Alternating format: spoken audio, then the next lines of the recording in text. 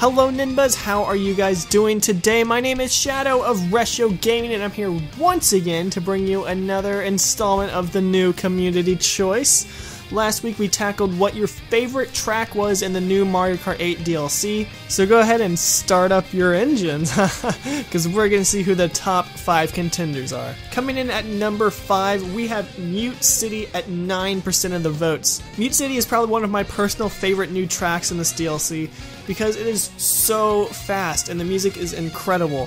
You're going through the entirety of Mute City from the F-Zero series, which is actually really cool, because it kind of hints that maybe we'll get a new F-Zero game because these tracks have been doing rather well. And like I said, this is probably one of the fastest tracks available in Mario Kart 8. There's boost pads everywhere, and you're all in anti-gravity, so you're never really slowing down at all. It's just non-stop chaos and destruction throughout the entire thing, and it's amazing. And then of course, coming in at number 4, we have another really interesting track, Wild Woods, at 11% of the votes. What's really interesting about this track is, like Mute City, you're in anti-gravity when you start out the race, and you actually start out on a vertical slope. So you're sitting like at a 90-degree angle straight up to start out with, and it looks really cool with the opening cinematic. So within the entirety of the race, you're going through this hollowed out tree that has a lot of Shy Guys living inside the base. And I don't know about you guys, but this really reminds me of Frontier Village from the Xenoblade Chronicles. Am I the only one who thinks this? It looks really similar.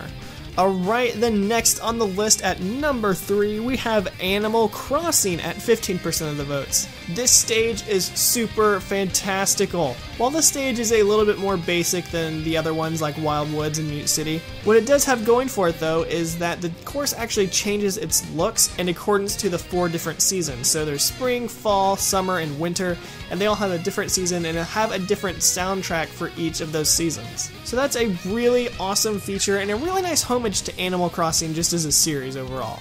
Oh boy, coming in at number 2, everyone's favorite, Hyrule Circuit at 19% of the votes. Hyrule Circuit is beautiful. You start out in Hyrule Field and then you make your way into Hyrule Castle, and there's a lot of secret areas that you can get to within the castle and just within the whole stage in general.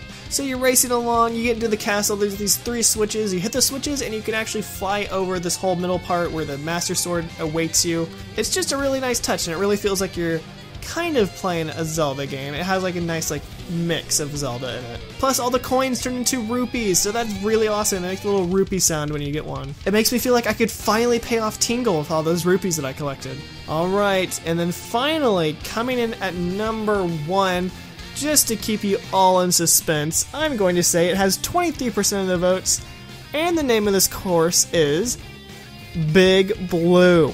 Big Blue is the second F-Zero stage in this DLC pack, and it does not disappoint. The music throughout this entire thing is amazing. It probably has some of the best music in the game in my opinion. Plus, when you actually get to the final lap, the announcer from F-Zero announces that you're on the final lap, so that's just a nice little touch throughout the entire thing. But going into the actual course itself, it's one of those races where it's in separate parts, so you don't go around the course 3 times, just going in one straight line essentially. And what Mute City didn't do, which was not have any flying parts or underwater parts, which was kind of a little bit lacking, Big Blue has a ton of those, but you're also going insanely fast at the same time. Don't even get me started on 200cc, that's hard. Very hard. The only thing I really hope Nintendo picks up on is from all the support that they're getting for these F-Zero stages, that they actually make a new F-Zero game, because these stages are amazing, and I would love to see what they could actually do with a full-fledged game. Alright guys, those are your top 5 answers from last week. So let's go ahead and move on to next week's exciting question, which is one of my favorite 3DS series. And your question is, what is your favorite character from the Kid Icarus series? Kid Icarus Uprising was an amazing game, and the story and humor in it was just hysterical. And there are a ton of different variety of characters through 3 separate fractions. Hopefully you shouldn't have a hard time thinking of a character to choose from. There's a whole lot of them that you can choose from. Well, hopefully you guys have really enjoyed this episode. Thank you so much for tuning in and watching up to this point.